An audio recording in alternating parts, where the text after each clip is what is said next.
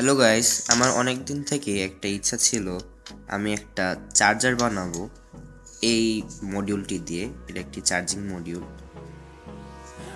এই মডিউলটি এখন আমার কাছে শুধু একটি আছে। এটার জন্য আমি ট্রাই করব এমন একটি চার্জার বানাতে যেটি একটা দিয়েই সব কয়টা আমার ব্যাটারি চার্জ করতে পারবো। তাই আমি একটা সিস্টেম খুঁজে বের করেছি, ওটা হলো এটার সঙ্গে আমি ম্যাগনেট লাগাবো। তো এই ম্যাগনেটগুলো আমি এই দুটো যে ইয়ারফোন দেখতে পাচ্ছেন এই দুটা ইয়ারফোন থেকে বের করব।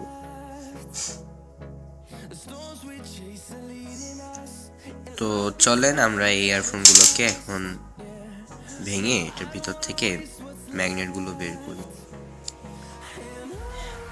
আমি প্লাসের মাধ্যমে এটার উপরের অংশটি খুলে নিয়েছি। এবার এই যে এখানে যে আপনার ম্যাগনেটটা দেখতে পাচ্ছেন এই ম্যাগনেটটা খুলে নিন।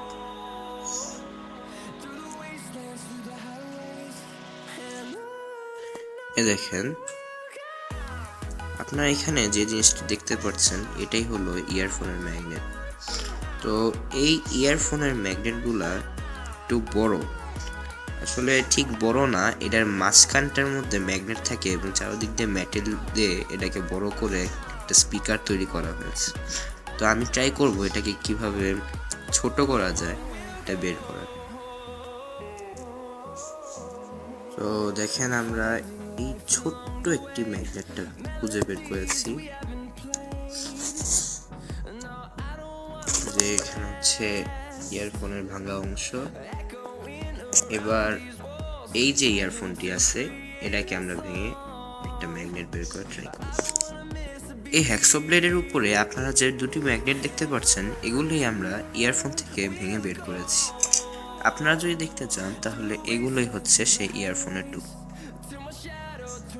আমি প্রথমে ভেবেছিলাম এই ইয়ারফোন ভাঙতে তেমন একটা সময় বা শ্রম দিতে হবে না, কিন্তু বিশ্বাস করেন এগুলো বের করতে আমার অনেক সময় লেগেছে এবং অনেক কষ্ট করতে হয়েছে। তাই এর জন্য একটা লাইক প্লিজ দিয়ে যাও গাইস। আমি যখন এই ম্যাগনেট দুটিকে টেস্ট করছিলাম আমাদের সঙ্গে একটা অনেক খারাপ জিনিস হয়ে গিয়েছে, এটা আমরা বুঝতে পেরেছি। হ্যাঁ, আমি যখন এই পাওয়ার সাপ্লাই দিয়ে আমাদের ম্যাগনেটগুলোকে টেস্ট করছিলাম তখন আমি বুঝতে পারলাম আমাদের সঙ্গে একটা অঘটন ঘটে গিয়েছে। তো আমরা কিভাবে টেস্ট করছি এটা দেখেন। আমরা আমার তৈরি পাওয়ার সাপ্লাইটি নিয়েছি।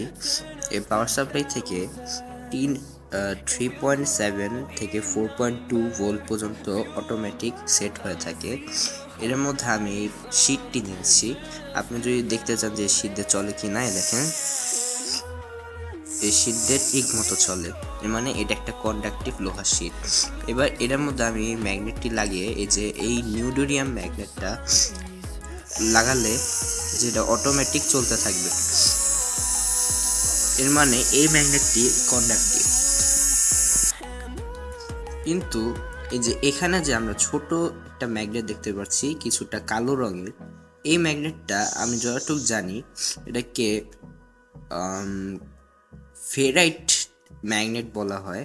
এখানে আমি যদি এটাকে লাগাই তাহলে এটা চলবে না, কেন যে এটা কন্ডাক্টিভ না। এগুলোকে এভাবে ওই স্টিলের পাতগুলোতে ভালো করে টাইট করে লাগিয়ে নিয়েছি। আপাতত সোল্ডারিং করিনি, এটা যখন আমরা ঠিকমতো কাজ করবে টেস্ট করার পরে এটাকেই করব। তো এবার আমরা একটার মধ্যে এভাবে করে এই যে ঠিক এভাবে ম্যাগনেটটি লাগাই নিব। এটার পরে টেস্ট করে দেখব যে এটা হয় কি না। এরপর যদি এটা চলে তাহলে এটা সোল্ডার প্রথমে করব, করার পরে এটার উপরে সুপার গ্লু দিয়ে লাগিয়ে দিব। দেখতে পাচ্ছি যে এটা আসলে কাজ করছে। তো আমরা যে যে স্টেপস বলছিলাম যে প্রথমে সোল্ডার করব, তারপর এটাকে সুপার গ্লু দিয়ে লাগিয়ে দিব, তারপর এটা উপরে আমরা টেপ দিয়ে একদম একটা সুন্দর একটা কোটিং দিয়ে দিব। এভাবেই আমাদের চার্জারটা ঠিক হয়ে যাবে। তারপর আমরা নেক্সট স্টেপে যাব যে এটার মধ্যে আবার সোল্ডারিং করে তারগুলো লাগাবো। ওকে, অতক্ষণ পর্যন্ত আমাদের সাথে। হ্যালো গাইস, এখানে আপনারা দেখতে পাচ্ছেন যে আমাদের স্টেপ বাই স্টেপ এগুলো সব রেডি হয়ে গেছে একদম পারফেক্টলি। এখানে আমি ওই যে পিছনে সোল্ডার করেছি যাতে তারটা না ছিঁড়ে যায়, আর দুইটা একটা লোহার পাত আর ম্যাগনেটের মধ্যে সুপার গ্লু লাগিয়ে দিয়েছি।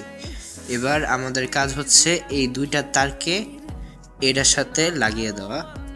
এই যে এখানে বি প্লাস যাবে হচ্ছে প্লাসের তারে মানে লালটা, আর বি মাইনাস যাবে হচ্ছে এই কালো তারটা, এটা দিয়ে ব্যাটারি চার্জ হবে। আর আমি চাইলে এখানে এই বাকি ছিদ্রগুলোতে জাম্পার লাগিয়ে দিতে পারবো। হ্যাঁ, কিন্তু ওটার আগে আমি এটার মধ্যে টেপ দিয়ে কিছু ইনসুলেশন দিয়ে দিব, আর পিছনের এই সোল্ডারটা যাতে অনেক দিন টিকে থাকে, কেন যে আমরা জানি সোল্ডারটা সাধারণত জং পড়ে নষ্ট হয়ে যায়। তো আমরা এই সোল্ডারটার মধ্যে পিছনে হট গ্লু লাগিয়ে দিব। তো আমি এগুলো করে আপনাকে দেখাচ্ছি।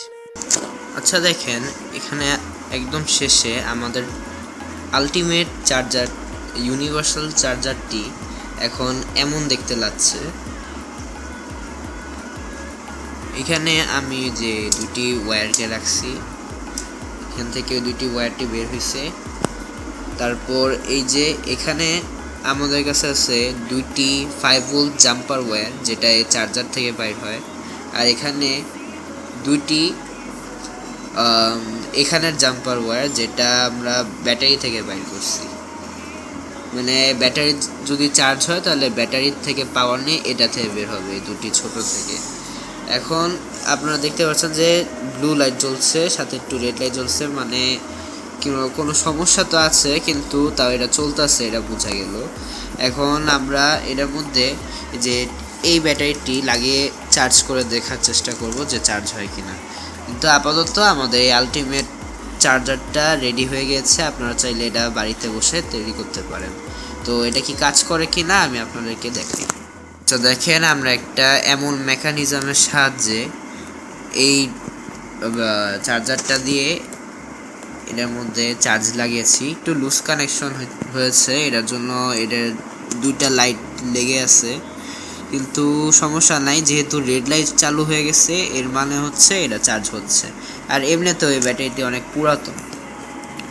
এবার এটা কি আসলেই কাজ করছে কিনা আমরা এখানে মাল্টিমিটার দিয়ে এই দুইটি তার দিয়ে দেখাই। আচ্ছা, আপনারা এখানে দেখতে পাচ্ছেন যে আমি যখন বড় তার মানে আমাদের এই ইনপুটের এটা মধ্যে মাল্টিমিটার লাগাচ্ছি, তখন এখানে 5.28 ভোল্ট আসছে। এর মানে হচ্ছে আমাদের ইনপুটটা একদম ভালোভাবে কাজ করছে। এর পরে আমরা যদি এখন এই ছোট তারগুলোকে লাগাই, মানে হচ্ছে ব্যাটারি জাম্পার, এটাতে আপনি দেখবেন যে 3.95 ভোল্ট আসছে। এর মানে ব্যাটারিতে আপাতত 3.95 ভোল্ট ভিতরে ঢুকছে। এর মানে আমরা বুঝতে পারলাম যে আমাদের সার্কিটটি একদম ঠিকভাবে কাজ করছে। কিন্তু ব্যাটারি যদি এখন এটা না কাজ করে থাকে, এর মানে হচ্ছে ব্যাটারিতে সমস্যা। তো এভাবে আমরা আমাদের ভিডিওটি শেষ করছি। Thank you.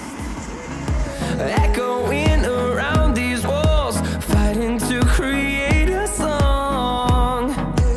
I don't wanna miss a beat, and on we'll go, through the wastelands, through the highways, till my shadow turns to sun rays, and on